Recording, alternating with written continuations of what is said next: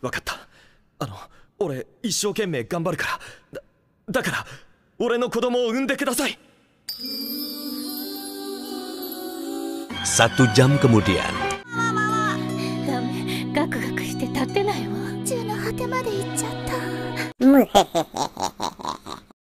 So, kisah muantop ini terjadi dengan diperlihatkannya MC hoki kita yaitu Itsuki yang kini tengah menemui teman masa kecilnya bernama Mahiru.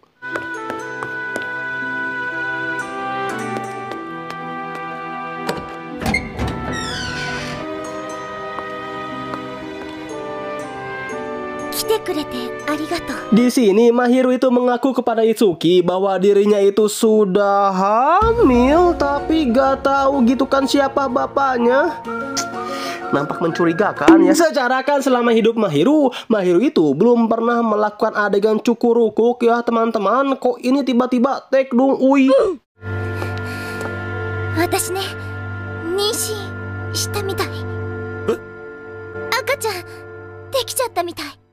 Bukti Mahiru Taekdung semakin kuat ketika dirinya melakukan tes pack, hasilnya itu positif. Apakah Mahiru ini diam-diam seorang lonet? Akan tetapi ketika Itsuki dan Mahiru ini tengah membahas tentang ketekdungan Mahiru,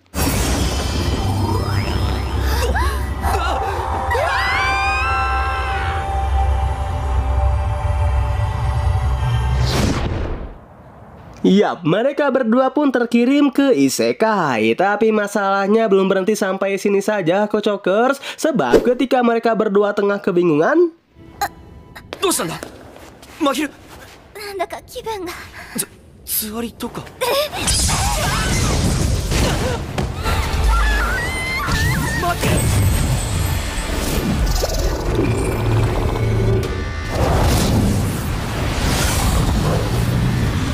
yap, kita diperlihatkan Mahiru yang nampak kesakitan dan mengeluarkan sesosok jin hidung dari dalam dirinya. Sedangkan Itsuki entah mengapa tiba-tiba saja mengeluarkan pedang dari dalam tangannya.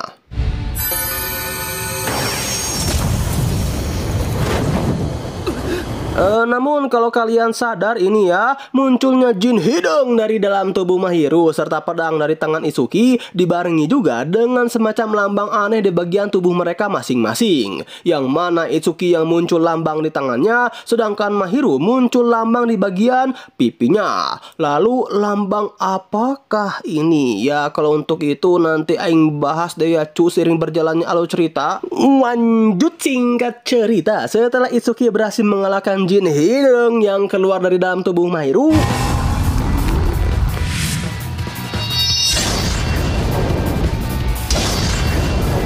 pada akhirnya mereka berdua pun berhasil keluar dari ruangan tersebut. Namun kita diperlihatkan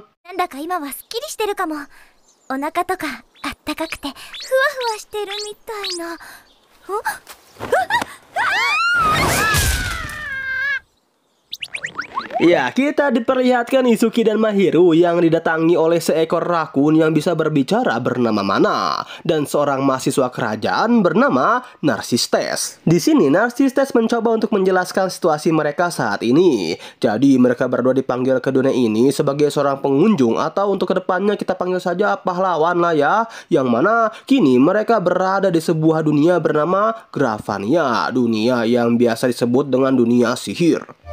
Nah,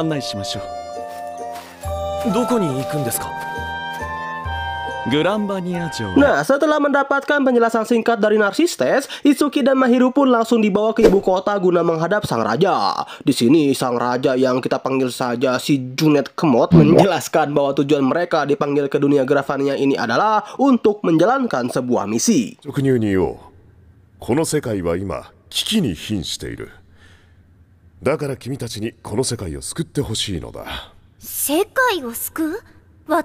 Sedangkan lambang yang ada di tubuh mereka ini adalah lambang dari rasi bintang yang ada di langit. Ya, seperti Taurus, Cancer, Virgo, Libra, Mani. Ya, seperti itulah ya. Bentar bang, emang misi apa sih yang harus diemban oleh Itsuki dan Mahiru? Misi yang harus diemban oleh Memang Itsuki kita itu adalah bentar cu. Sebelum itu kalian harus nonton dulu si cuplikan yang satu ini.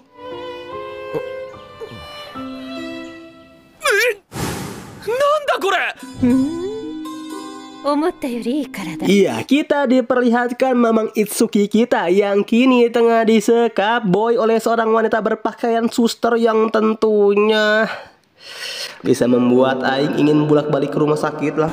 Jadi wanita yang sangat mantap jiwa ini itu bernama Reone. Nah, dari Reone inilah baru dijelaskan misi yang harus diemban oleh Itsuki. So, sebagai pahlawan yang harus menyelamatkan dunia dari genggaman Raja Iblis, Itsuki diperintahkan untuk membasmi seluruh iblis-iblis yang ada di setiap lantainya. Nah, keadaan iblis-iblis itu saat ini berada di sebuah labirin. Sebenarnya si labirin ini sudah disegel oleh seorang pahlawan ya sebelum kedatangan Itsuki 30 tahun yang lalu. Namun karena segel ini sudah bertahan puluhan tahun, makin kesini segel tersebut itu semakin lemah ya bro. Yang oleh karena itu Itsuki pun dipanggil ke Isekai guna menyegel kembali iblis-iblis yang berada di dalam labirin tersebut. Tapi di sini Itsuki tidak akan bertarung sendirian ya teman-temanku semuanya. Yang mana Itsuki nantinya akan ditemani oleh ke-12 gadis terpilih yang disebut Miko. Tapi ya itu muridku, seperti apa yang Aing bilang di awal, jadi ke-12 gadis ini itu bukan ditugaskan untuk bertarung di sisi Itsuki, tapi ke-12 gadis ini diberi tugas untuk menghasilkan keturunan mang dari Itsuki kita. Alamak. Oh ma, 12 plus Mahiru jadi 13. Kalau Aing jadwalin pagi, siang, sore, malam, sepertinya masih belum kebagian semua deh. Nah, keturunan itulah bro yang nantinya akan menemani Itsuki bertarung di labirin. Dan sama seperti Itsuki, ke-12 harem Itsuki yang lainnya juga sama yang memiliki tanda rasi bintang. Namun ya semua itu tidak penting lah, sebab dari sinilah perjalanan Itsuki sang pemain sabun bolong profesional guna menyelamatkan dunia dengan kekuatan OP alias otong powernya pun baru saja dimulai. Baba Boy. 聖樹。詳しくはここを。これから徐々に理解するように。 Singkat cerita, setelah mendapatkan penjelasan dari Reone mengenai misinya yang sangat mantap jiwa dan membuat adik kecil kalian iri hati, kini kita diperlihatkan Mahiru yang mengawari Itsuki bahwa dirinya terpilih tapi bukan menjadi seorang pahlawan, melainkan menjadi seorang Miko dengan rasi bintang Virgo. Dan dari sinilah alasan dari kekedungan Mahiru pun terungkap. Jadi Mahiru ini sebenarnya bukan tekadung ya cu, melainkan tanda-tanda ketekadungan Mahiru itu adalah tanda-tanda dirinya yang akan menjadi seorang Miko. Nah, karena syarat jadi seorang Miko merupakan gadis suci, so semua keburukan Mahiru itu sudah terbuang dengan perwujudan si Jin Hidong tadi lah. それじゃ。ええ、もう平気よ。あなたはすでに汚れを外に吐き出したのだから。 And ya, karena Mahiru ini berperan sebagai Miko, serta Mamang Itsuki kita berperan sebagai pahlawan dengan kekuatan OP alias otong power, maka Itsuki dan Mahiru pun akan di test drive terlebih dahulu lah untuk melakukan adegan cukur kuk suci, yang pastinya hal ini seketika membuat adik kecil kalian menjadi iri hati, dengki, dan so pasti ingin melakukan ritual suci. 無理しなくてもいいよ。けど使命を果たすために俺の子供を産んでほしい。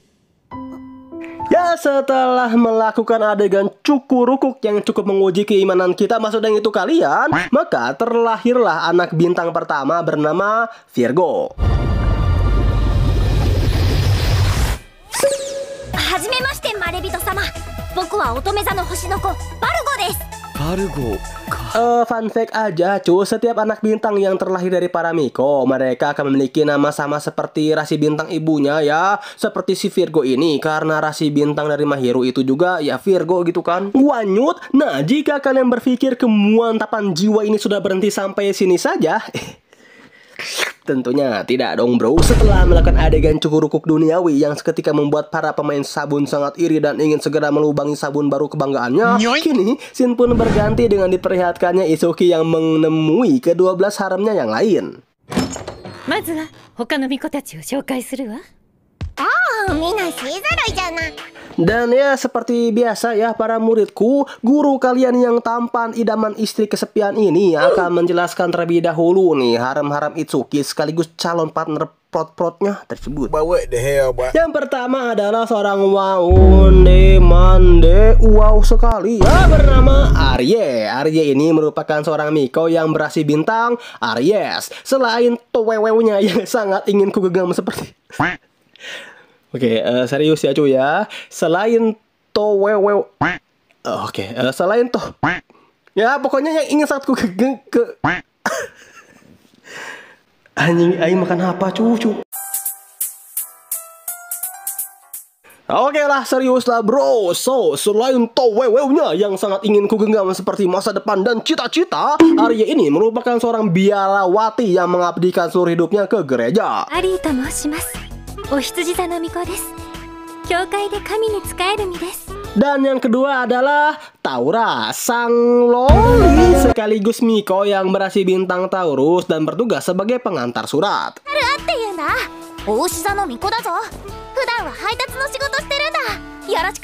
Nah, yang ketiga itu ada Liris merupakan seorang Miko yang berasi bintang Gemini. Nah, ada yang unik nih dari Liris, yang mana Liris ini memiliki dua kepribadian. Yang pertama Liris versi kawainan polos berambut hijau, dan yang kedua Liris versi agresifnya yang berambut pink.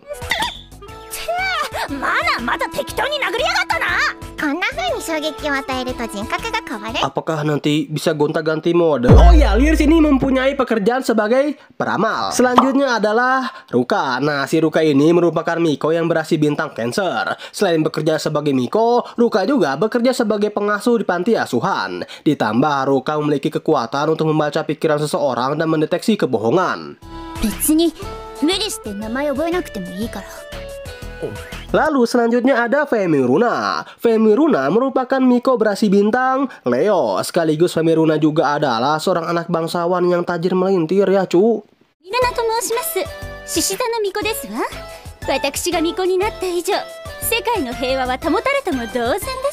Sebenarnya sih masih ada 6 lagi. Tapi kalau Aing jelasin satu-satu akan sangat amat sangat memakan durasi. Dan Aing juga tahu lah adik kecil kalian dari tadi sudah berdemo di bawah sana. Jadi ya si ganteng kalem ini akan perkenalkan sisanya secara singkat aja lah. Yang keenam adalah Miko Libra bernama Mirei yang memiliki pekerjaan sebagai peneliti sihir. Ketujuh Sue Miko Sagittarius yang memiliki hobi mengurus binatang. Kedelapan Falun Miko Capricorn merupakan seorang penari sekaligus petualang. Dan yang kesembilan, anjay mabar, loli original pun adakah ini abangku yang diketahui bernama Solet. So, Solet ini merupakan Miko Aquarius yang bekerja sebagai Kang Roti. Dan ke-10, si loli original varian Macha yang diketahui bernama Yujuha yang memiliki tugas sebagai Miko Pisces dan pekerjaannya itu sebagai seorang pelukis ya. Serta yang ke-11 dan ke-12 itu Mahiru sang Miko Virgo, serta Reone yang memiliki tugas sebagai suster editor, bukan suster yang ini yang maksud aing, tapi suster yang nantinya akan mengurusi Isuki terutama sang Stephen gitu kan. Sebab kalau kayak gini mah berisiko patah cu. Nah, Reone ini merupakan seorang Miko berasi bintang Scorpio. And ya, itu dia profil singkat dari ke-12 harem Mamang Isuki yang sangat memantap-mantap jiwa itu para penonton. Bang, katanya ada 13 bang, satu lagi mana bang? Ya, kalau untuk ini mah nanti kamu akan tahu sendiri anak muda. Baba Boy. Lanjut, dan kini incaran si kecil imut milik Itsuki itu adalah Ruka, sang Miko Cancer. Ya, meskipun awalnya Itsuki agak sulit yang mendekati Ruka dan mengajaknya indie hois lebeo, tapi berkat mana sang pemandu sekaligus guru perkewer-keweran Mamang Itsuki seperti ini.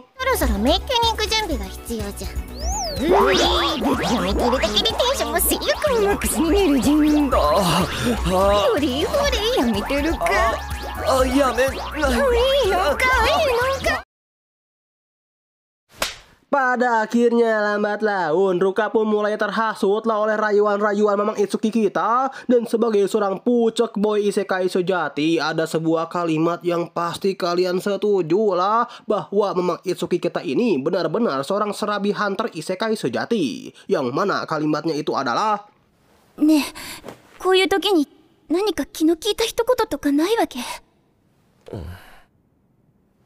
行くときは一緒だよ。Ya, gimana? Cukup mempucek boy kan bukan? Dan tring weh cuk muncul keturunan kedua Itsuki. 今夜12時誰かが生まれる Singkat cerita, setelah memiliki dua anak bintang hasil kerja kerasnya, kini kita diperlihatkan para Miko yang akan membuka segel labirin guna Mama Itsuki kita ini bisa masuk dan membuat segel barulah dengan cara mengalahkan iblis-iblis yang ada di dalam labirin itu. Akan tetapi, ketika Itsuki ini baru saja masuk,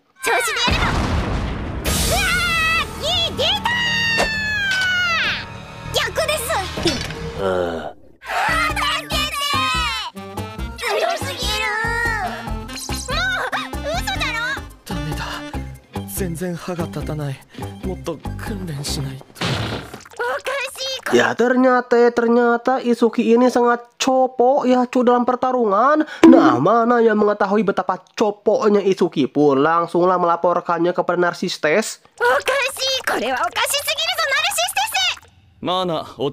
Narsistes yang mendengar laporan akan sebetapa coponya Itsuki pun langsung memanggil Mama Itsuki untuk menyarankannya. Apa? Berlatih dan bekerja secara mati-matian? Mana nyetel boy kalau gitu mah. Sebab karena because kekuatan Itsuki ini merupakan kekuatan otong power ya. Jadi daripada Narsistes meminta Itsuki untuk latihan secara ugal-ugalan, Narsistes lebih memilih untuk Itsuki, yoku kike. この窮地を救うにはダブル愛好の儀を行うしか手がないようだ。 Iya, cukurukuk dua wanita sekaligus. Uy, ini baru nyetel Kang. Woo, yeah baby. Agar anak bintang yang dilahirkannya pun semakin kuat. Ya, Itsuki yang mendengar akan perintah itu pun tentu dong tanpa banyak basa-basi langsung menjalankan perintahnya tersebut. Dan dengan jurus pucek boy non jutsunya, Itsuki pun langsung menghampiri Ryone, seorang MILF yang sangat mantap jiwa serta Falun guna diajak bermain solo versus duo. Alamak. Ya, meskipun dalam kasus Ryone, Itsuki dapat dengan mulusnya semulus paha waifu kalian untuk mengajaknya bercukurukuk solo versus duo, tapi dalam kasus Falun, Itsuki agak kesulitan nih. Tapi jangan panggil Mamang Itsuki kita ini sebagai MC berotong power ya jika tidak bisa menaklukkan semua wanita di isekai, yang mana dengan GG dan cepatnya tidak pakai lama Itsuki pun berhasil membuat Falun jatuh ke dalam pelukannya boy. Sehingga kini kita diperlihatkan Itsuki kita yang akan melakukan adegan percukurukan duniawi dengan solo versus duo sekaligus. Baba Boy.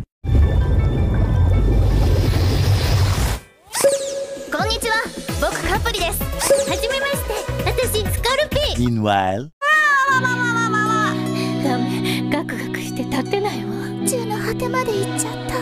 GG juga cuy ini otong power MC kita. Akan tetapi setelah melakukan adegan cukurukuk dengan wanita mantap jiwa ini belum bisa membuat si Wano Itsuki yang bersemayam di bawah sana puas ya para penonton. Yang oleh karena itu setelah melahirkan dua anak bintang sekaligus, kini Shin pun berganti kepada Itsuki yang akan membidik mangsa barunya. Yang mana saat ini incaran Itsuki selanjutnya itu adalah sang MILF biarawati Arie. Soka, Arieってアリーと申します。お羊座の巫女です。教会で神に仕える身です。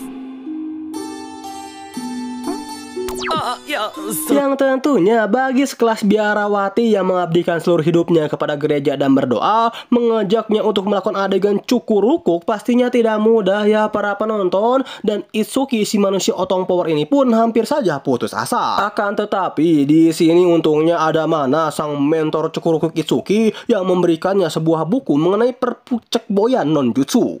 内容はお目当ての彼女の熟々に売れたイチジクを手に入れるため、主人公が意外なプレゼントをして一気に落とすというものじゃ。彼女に会ってどんなプレゼントが欲しいか早速リサーチじゃ。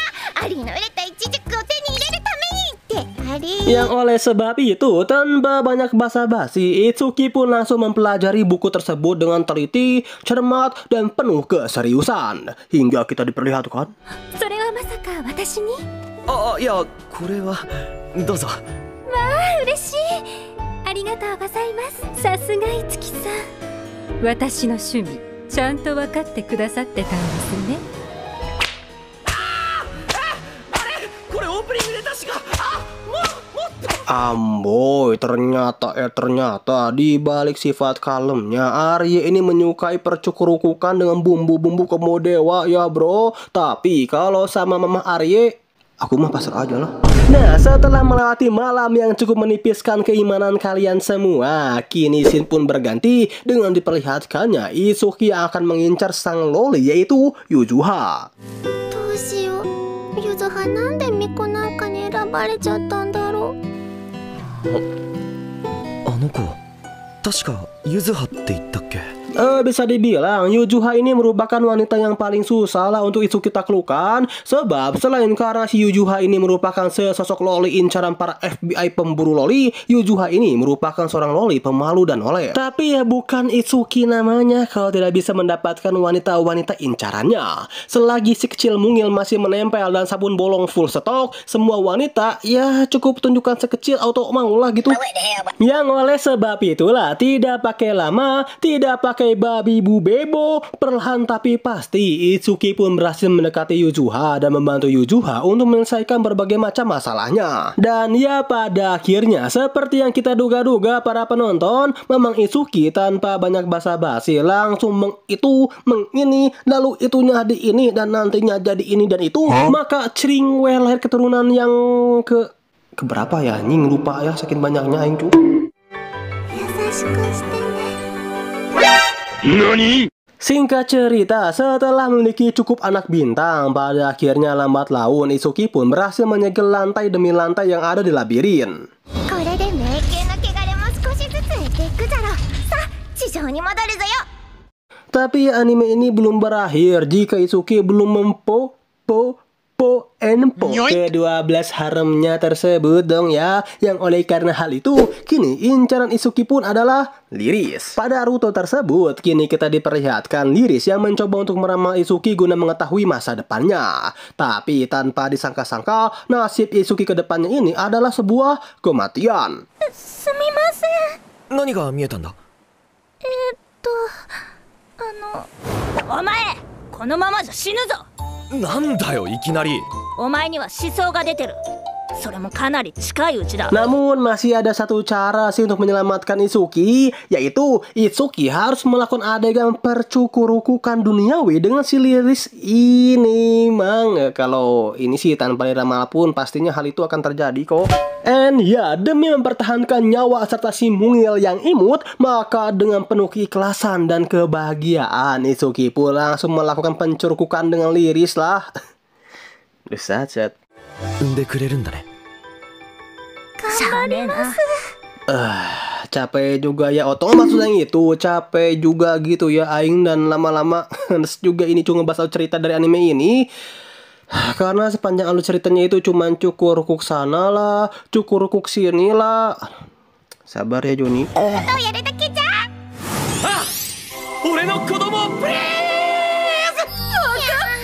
Jadi ya, demi kebaikan Iman dan adik kecil kalian yang aing yakin sudah sedih dan membayangkan kapan ya aku jadi MC. So, kita langsung aja lah ya loncat ke inti ceritanya, Mang. Karena ya dari sini dan beberapa episode ke depannya intinya cuman cukurukuk sampai kering lah wah. Cuman demi mendapatkan anak-anak bintang. Jadi kita langsung loncat ke inti alur ceritanya, Mang. Lanjut, setelah Itsuki ini mencukurukuk ke-12 haremnya setiap hari tanpa libur dan menyegel semua lantai di labirin, masalah baru pun muncul. Yang mana tiba-tiba saja lantai ke-13 muncul di labirin, sekaligus juga muncul sang dewa iblis penguasa labirin. Nah, karena lantai ke-13 ini sudah muncul, maka artinya Miko ke-13 pun sudah tercipta ya para penonton. Itsuki serta Mana yang mengetahui hal ini pun tentu langsung mencari Miko yang ke-13 itu. Nah, Mana sang mentor cukurukuk Itsuki pun memberitahu kepada Itsuki bahwa bisa saja gitu kan Miko ke-13 itu adalah seorang priui. Mau adu pedang gitu ini teh. ありかもな。次回はまさかボーイズアイコーナギ。 Perasaan aing gak enak nih. Ya meskipun terdengar tidak masuk akal, karena bagaimana mungkin gitu kan hubungan peradu batangan bisa menghasilkan seorang anak. Akan tetapi kalau belum dicoba maka hal tersebut bisa terjadi nggak sih?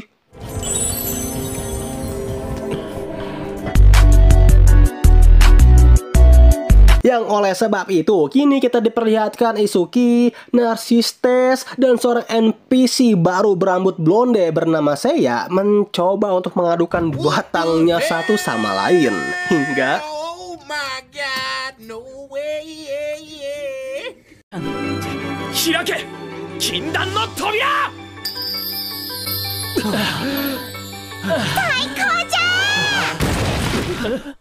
ya, setelah mereka melakukan adegan peradu batangan yang tentunya tidak aing ingin jelaskan lebih lanjut, ternyata peradu batangan ini tidak menghasilkan anak bintang sama sekali. Jadi intinya Miko ke-13 yang merupakan laki-laki adalah hoax ya bro. Lanjutlah ya, setelah mencari Miko ke-13 kesana dan kemari, tiba-tiba saja Itsuki ini dihampiri oleh seorang wanita yang mengaku-ngaku menjadi Miko yang ke-13. Wanita yang tentunya tidak usah kita ragukan lagi betapa mantap jiwanya luar dalam ini, itu bernama Avi. Nah, seperti biasa sebelum lanjut aing bakal jelasin dulu ini latar belakang mengenai Avi. Jadi Avi merupakan wanita yang bertugas untuk melatih anak bintang untuk terus bertambah menjadi lebih kuat lagi. So Avi ini sudah kenal lama lah dengan Itsuki. Lalu untuk alasan kenapa Avi bisa menjadi Miko itu sendiri merupakan karena faktanya Avi merupakan anak dari pahlawan yang datang ke isekai ini 30 tahun yang lalu. Yang artinya Avi ini merupakan seorang anak bintang. Dan karena hal tersebutlah Avi memutuskan untuk mengurus para anak bintang yang dilahirkan oleh pahlawan, sekaligus akan melakukan adegan cukur rukuk dengan pahlawan yang akan datang. Tapi dengan syarat jika labirin ke-13 muncul. Jadi ya, fenomena kemunculan lantai 13 di labirin ini bisa dibilang merupakan fenomena yang sangat langka ya teman-teman. Dan ya karena Itsuki sudah mengetahui Miko yang ke-13, maka dengan set dan tanpa banyak basa-basi lagi langsung utiwi dong mang. Baba Boy. 他のやつに見せたくないから、アフィ、俺の子供を産んでくれ。 Tapi masalah belum berhenti sampai sini saja cu. Setelah anak bintang yang ke-13 lahir, sang Raja Junet memerintahkan Itsuki untuk segera menemuinya. そうか、とうとうあのことを明かさなければならぬ時が来たか。彼を呼んでくれ。承知いたしました。 Singkat cerita, Itsuki pun tiba di hadapan si Junet. Di sini Junet kemot memberitahu akan informasi mengenai Dewa Iblis atau lebih dikenal dengan sebutan Iblis Ilusi yang mustahil lah untuk dikalahkan oleh Itsuki, serta satu-satunya cara untuk mengalahkan atau menyegel sang Iblis Ilusi itu adalah pengorbanan dari Mamang Itsuki kita. そのつまり13番目の幻影を封印するために俺が生贄になるってことか。 Itsuki yang mengetahui akan hal ini nampak percaya tidak percaya ya. Namun karena sudah menjadi kewajiban dirinya dengan si mungil untuk menyelamatkan dunia ini, maka meskipun senang tidak senang, mau tidak mau, Itsuki tidak memiliki pilihan lain selain mengemban tanggung jawab tersebut. それ以外に方法は。それはない。 Di sisi lain, Mana yang sedari tadi menguping pembicaraan Junet dengan Itsuki tentunya sangat terkejut sekaligus sedih ya teman-teman. Karena ya bisa dibilang Itsuki ini merupakan satu-satunya orang yang bisa menerima Mana apa adanya. So gini bro, Ayah akan menjelaskan tentang Mana juga. Jadi dulunya Mana ini merupakan sesosok iblis yang tinggal di labirin. Tapi karena suatu keadaan yang tidak diketahui, Mana keluar dari labirin tersebut. Nah, sebagai seorang iblis, Mana tentunya selalu dikucilkan oleh seluruh masyarakat dan dianggap sebagai makhluk rendahan oleh para masyarakat. Namun semua itu berubah ketika Mana bertemu dengan seorang pahlawan yang menemui Mana dan menganggapnya sebagai seorang sahabat. Tapi ya kebahagiaan Mana ini tidak berlangsung dengan lama ya para penonton, sebab setelah pahlawan itu kembali ke dunianya, dari situ Mana mulai dimanfaatkan oleh kerajaan untuk dijadikan informan mengenai labirin. Namun tak selang lama Mana bertemu dengan Itsuki, dan dari pertemuannya itulah Mana kembali bisa bertemu dengan orang yang benar-benar tulus menerima dirinya serta menyayanginya apa adanya. この汚れた身がいつきよせ、自分を貶めるような言い方。いつきお前も苦労してたんだな。このけだもの Oke, mungkin itu dialah sedikit profil singkat mengenai Mana, sang pemandu Cukurukuk dari Itsuki. Dan sekarang, mari kita kembali ke alur ceritanya. Itsuki yang mengetahui mengenai nasibnya yang akan pergi ke isekai yang lain pun tentunya mencoba untuk membuat momen-momen indah terakhirnya dengan para harem-haremnya tersebut. Dari harem pertama yaitu Mahiru yang diberikan boneka berbentuk dirinya. これって。なんか昔あげたやつえらくボロボロだったからさ。ありがとう、いつき。Iya. Hingga harem terakhir yaitu Avi yang diberikan koleksi dari idol kesukaannya. 嬉しい。何ですか？気に入ってもらえるかわからないけど。これ入れ猫ですね。これすっごいレアものでずっと欲しかったんです。本当にありがとうございます、いつきさん。よかった。 Sedangkan Mana, gimana ya Ain jelasinnya? Kalian lihat sendiri aja lah, Mang. 見ないで。恥ずかしい。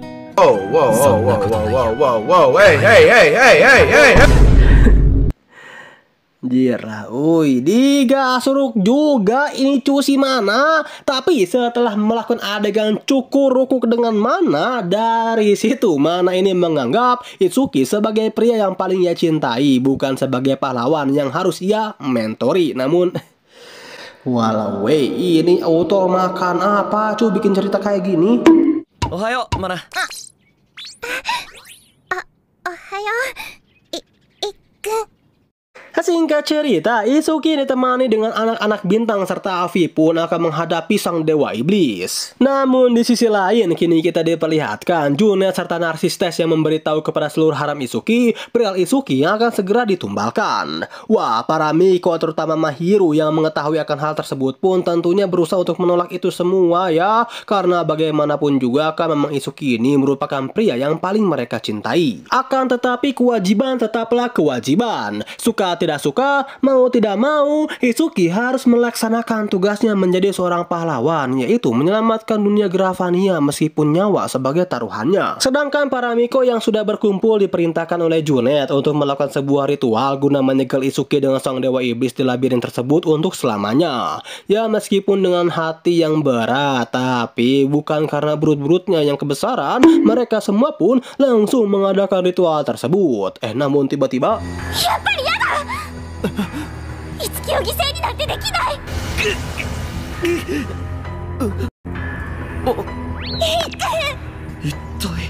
儀式が止まったの。 Ya, Mahiru selaku teman kecil sekaligus manusia yang datang berbarengan dengan Itsuki tiba-tiba saja menghentikan ritual tersebut. Di sini, Mahiru lebih memilih untuk melawan dewa iblis itu terlebih dahulu.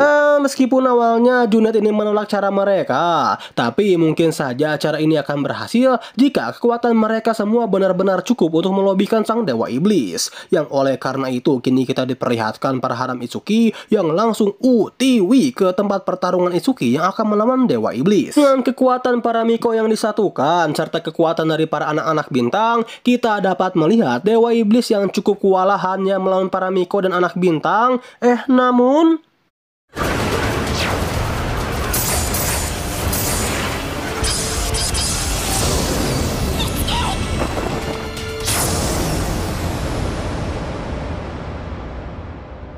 ya, tiba-tiba saja Avi mengorbankan dirinya untuk melindungi Itsuki. Yang pada akhirnya Avi pun benar-benar meninggal ya bro.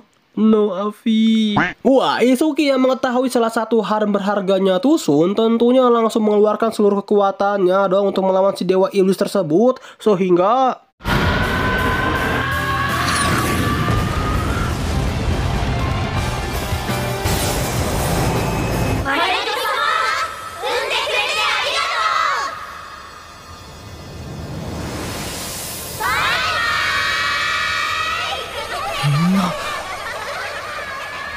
ya, meskipun harus mengorbankan Avi serta seluruh anak-anak bintang, tetapi pada akhirnya Itsuki berhasil mengalahkan sang dewa iblis dan menyelamatkan dunia Gravania. Singkat cerita, setelah mengalahkan sang dewa iblis, Itsuki dan Mahiru pun memutuskan untuk kembali ke dunianya.